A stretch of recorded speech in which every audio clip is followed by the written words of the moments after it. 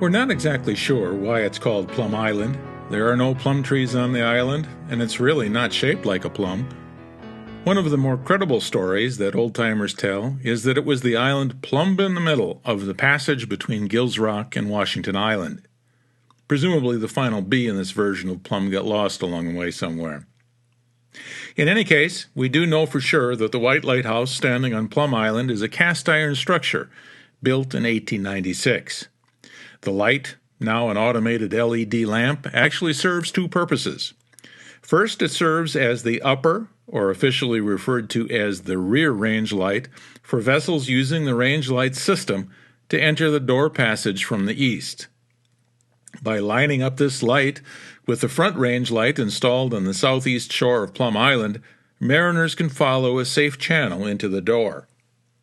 The second purpose of this light is as a beacon marking Plum Island for all boat traffic through the door passage in either direction. The LED lamp that was installed in 2015 replaced a fourth-order Fresnel lens constructed in Paris in 1889. That lens was in service for nearly 120 years, and you can see it now on display at the Gills Rock Museum site of the Door County Maritime Museum.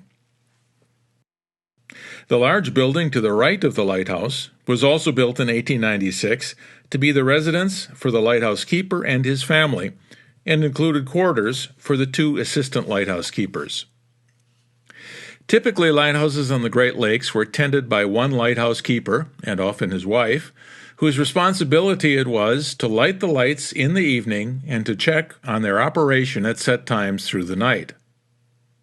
Lighthouse keeper assistants were required, however, if the station included a fog signal, like Plum and Pilot Islands.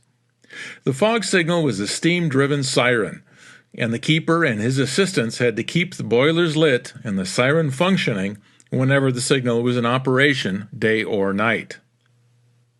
In the early 20th century, the Plum Island siren was replaced with a steam whistle, while the Pilot Island siren was upgraded to diesel power compressed air.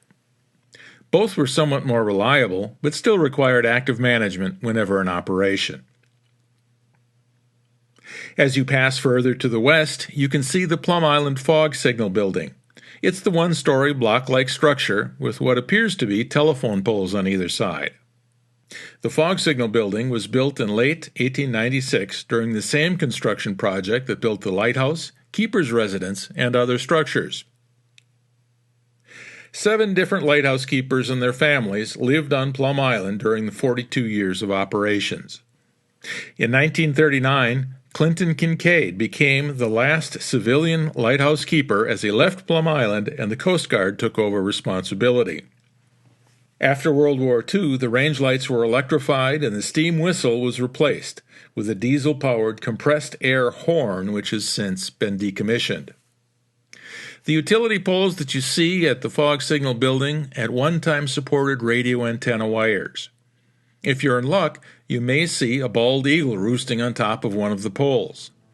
Although the eagle's nest is on the other side of the island, the poles are a favorite roost for eagles and hawks since they provide a clear view of the island's wetlands and the shoal offshore.